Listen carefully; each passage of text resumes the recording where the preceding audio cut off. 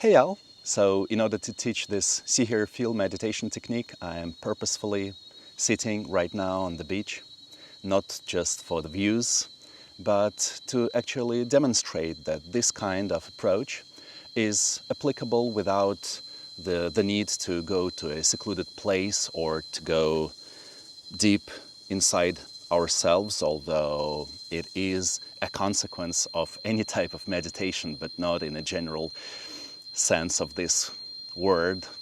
We don't need to sit in a cave or something or to hide in a retreat center, but rather this is a technique that can be done in the midst of the hustle and bustle of a big city, or in my case, on this beach, beautiful beach in Thailand. You can probably hear the cicadas going crazy in the jungle right now, and probably the motorboats will pass by. But the see, hear, feel technique is a kind of an open awareness meditation, open awareness contemplation, which means that we allow anything and everything to happen, and we meet it with open awareness. So, as the name suggests, see, hear, feel means that we kind of glide through our experience, or with the flow of our experience. And we simply notice it, we take time to recognize it, to meet it, to get to know each and every next happening, each and every next sensory event. So let me just demonstrate and it'll become more clear. So for example, I notice the way I sit on this big stone, the hardness of the stone, and then I hear the waves splashing, and then the cicadas in the jungle, and then I feel the way my palms are touching the knees, and so on. So I just continue to notice whatever is happening in the present moment. And in this particular approach, we use what's called noting and labeling, meaning that for every next occasion, we choose one of the three simple tags or labels. And again, as the name suggested, it's see for anything visual, hear for anything auditory, and feel for anything somatic, emotional, and so on. So the way the technique looks from within is a stream, a succession of those tags or labels that we just say to ourselves out loud or inside our heads, calmly, slowly, gracefully, allowing time to get to know each and every event. So it looks something like that. Hear, feel,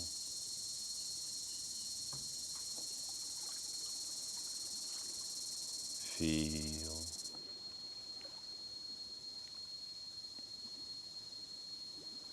see,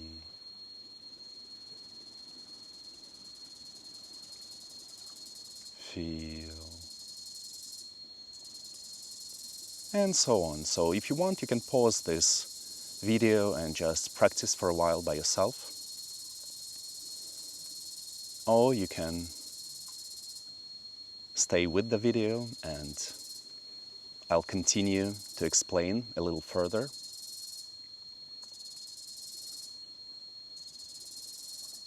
Feel, here. So by doing this practice, we train the three basic attentional skills, namely concentration, sensory clarity, and equanimity. So by concentration, in this particular case, we mean the ability to stay with this flow without getting lost in the flow or without getting too distracted in thoughts. So, as so far as I can continue to note and label, I am here, and I continue the practice. So that's how we build our concentration muscle, or you can name it, you can say it's the power of being present.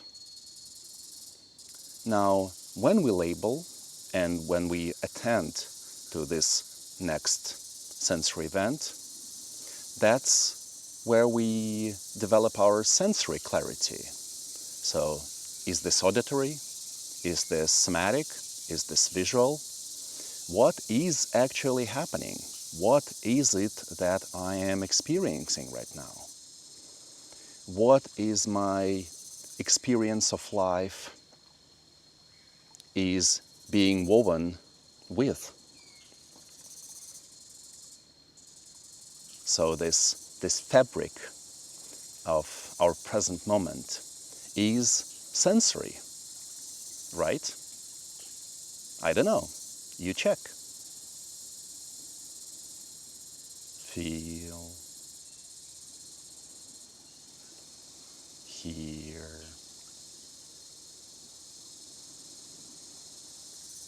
Feel. See. So with sensory clarity, we can increase our resolution, so to speak. So our understanding of what's happening. And at the same time, we begin to learn to untangle those strands of sensory experience. And that potentially leads to more freedom, to an experience of freedom. Now, this experience of freedom is hugely facilitated by the third skill, which is equanimity.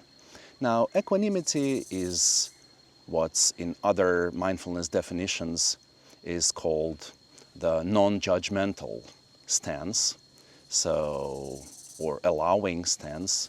So it happens when we just allow everything to happen. Our only task is to know the next sensory event without push and pull, without trying to avoid it, without trying to grab it or to hold on to it. We just glide, as I've said. So being able to allow the sensory event to pass is equanimity. Being able to allow the next sensory event to come, turn towards that sensory event is equanimity, or you can say openness or curiosity or interest. Those all are different facets or aspects of this skill. Feel.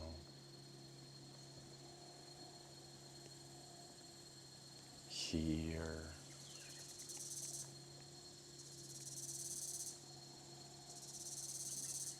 Hear.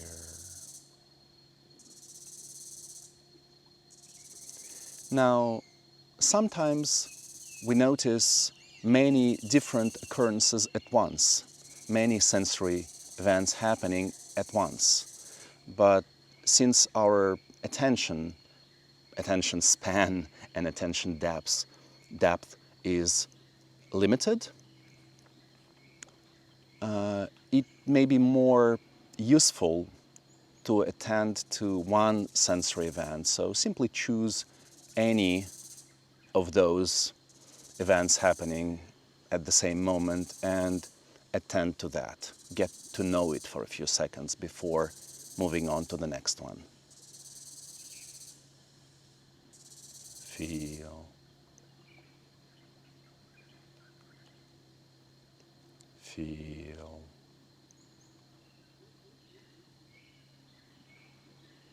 Hear. And with time, those skills, concentration power, sensory clarity, and equanimity, can be developed to extraordinary degrees, leading to extraordinary benefits in our lives.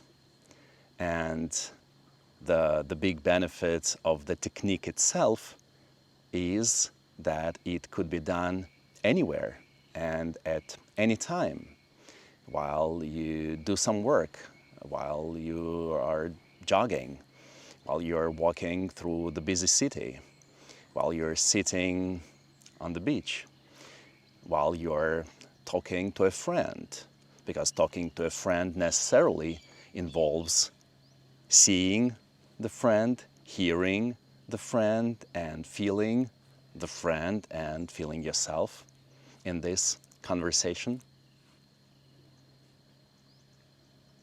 Feel, hear,